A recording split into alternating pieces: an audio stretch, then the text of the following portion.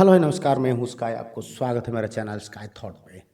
और आज हम बात करने वाले हैं, कोई रिव्यू नहीं, कोई ये नहीं। तो आज हम बात करने वाले हैं जो आज का हमारा दुनिया में बहुत बड़ा खबर हो गया है। ईरान का जो वार चल रहा है, किसने बोल रहा है कि थर्ड वार हो जाएगा, इसके बारे में आज हम बात करने वाले हैं। तो पहले हम जान लेते हैं ईरान और इजराइल का दोनों के बीच क्यों वार स्टार्ट हुआ था। तो पहले हम ये जान लेते हैं, ईरान एक कंट्री है और इजराइल एक कंट्री है। इजराइल एक छोटा सा कंट्री है लेकिन बहुत बड़ा ताकतवर कंट्री है। और ईरान भी कुछ कम नहीं, ये तो हमने देख चुके हैं। ईरान के पास एक ऐसी चीज़ है यूक्रेन, और यूरानियम, सॉरी, यूक्रेन नहीं, यूरानियम है। और यूरानियम क्या चीज़ है जो न्यूक्लियर में, और यूरानियम एक बहुत महंगी चीज़ है। जो जानता होगा कि यूरानियम सोनू है, गोल्ड सिल्वर है, उनसे भी ज़्यादा कीमत वाला चीज़ है। और ये बहुत चीज़ें जो ईरान के पास है। तो इस क्या हुआ, बहुत दिन पहले, मतलब बहुत साल पहले, मतलब इजराइल को ये डर था कि ईरान कोई न्यूक्लियर बम बना लगा, क्या होगा। तो पड़ोसी देश है तो उनको डर लग रहा था कि कुछ हसपस होगा तो मार देगा साला। ये एक डर था। ईरान जो इजराइल का आसपास का जो देश है, जैसे गाजा हो, लेबनान हो, यमन हो, इस देश के वो मिल गया था। और उनका जो संगठन था उनसे भी इजराइल को डर लगने लगा था।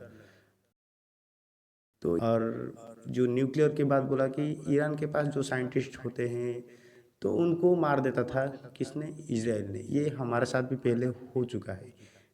ये हर किसी के साथ होता है। जब आपके पास अच्छा साइंटिस्ट, न्यूक्लियर वाला साइंटिस्ट हो जाएगा तो जो आपका पड़ोसी देश है वो उठा लेगा या मार लेगा, ये होता है। ये तो बीच चल रहा था। इसके बीच क्या हुआ कि इजराइल ने सीरिया में ईरान का एक आर्मी बेस था, मतलब आर्मी थे, उनके ऊपर अटैक कर दिया।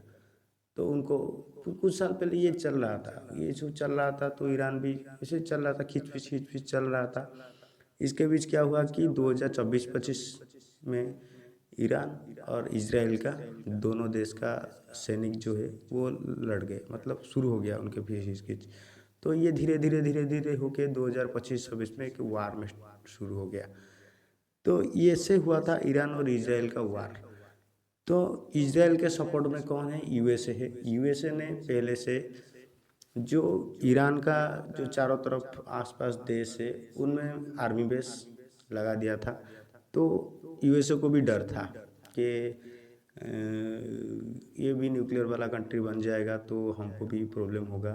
तो इस पीछे लग गया। ये तो यूएसए का काम है, हर किसी किसी को टांग, और हर किसी के वार में वही होगा और देख के जाएगा। तो ये हुआ था। तो जैसे ईरान इजराइल वार स्टार्ट हो गया, तो हिचकिच में स्टार्ट हो गया, तो यूएसए ने क्या किया, चारों तरफ से जो 8 कंट्री में उसका आर्मी बेस रखा था तो अटैक कर दिया। किसके ऊपर? ईरान के ऊपर। जो 8 देश थे, जो जो अटैक कर दिया, इसका नाम दे दिया ऑपरेशन एपिक फ्यूरी, जो फरवरी 28 में कर दिया। और उनका जो चीफ लीडर थे उनको मार दिया, और मार के बता दिया कि उनके चीफ लीडर मर गए हैं। तो ईरान ने पगला हो गया।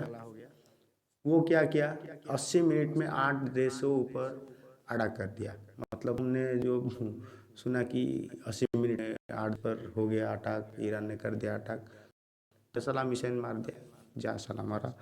वो जो 8 देश थे कौन थे? सऊदी अरब था, यूएई था, कतर था, कुवैत था, ओमान था, इराक था, जॉर्डन था, ये सब थे। और इजराइल भी था, उन सब के ऊपर मार दिया। तो पगला तो हो जाएगा ना, इसका चीफ लीडर को आप मार दिया तो क्या करेगा, वो साला मार दिया। देखो इसमें साला यूएसए कितना बड़ा हरामी है। तू कहाँ का है कि इजराइल को सपोर्ट करने आया और घुस के उसको मार दिया, तो वो तो मारेगा। इसमें प्रॉब्लम किसका हो रहा है भाई? यूएसए का तो आर्मी बेस है, आपका देश ही जा रहा है।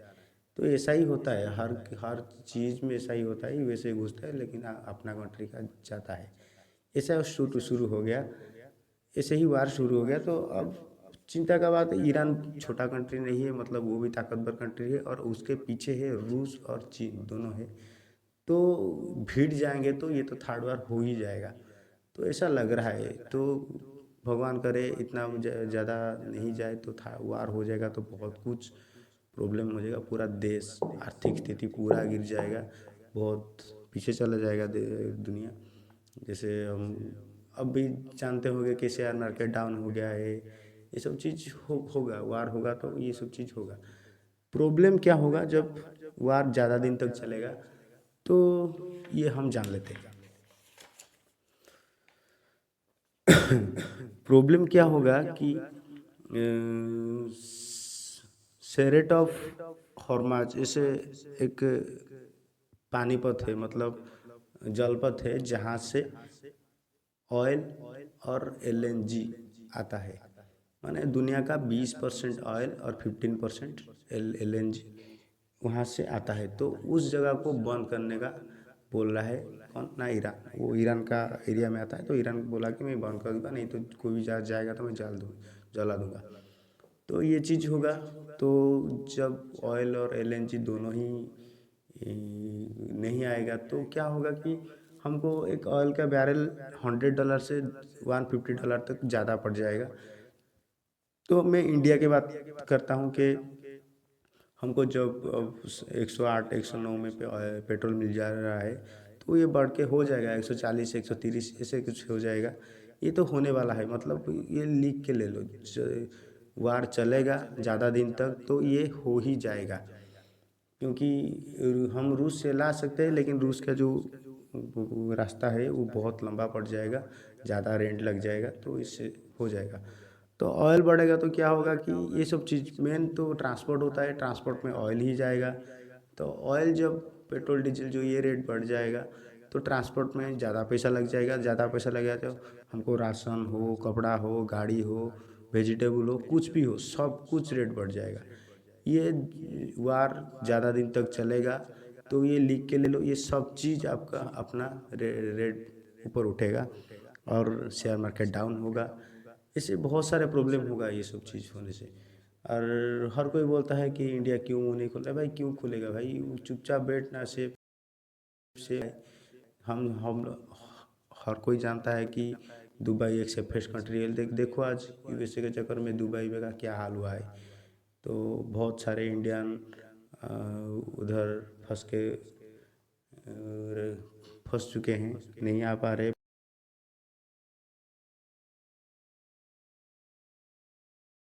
रहता है तो ठीक है, चुपचाप रहो, उनके साथ रहो, इनके साथ रहो, उनके साथ भी बहुत बड़ा बड़ा देश है, इनके साथ भी बहुत बड़ा बड़ा देश है।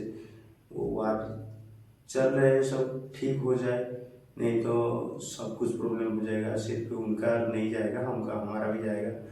और ऐसे बहुत चीज़ होता है।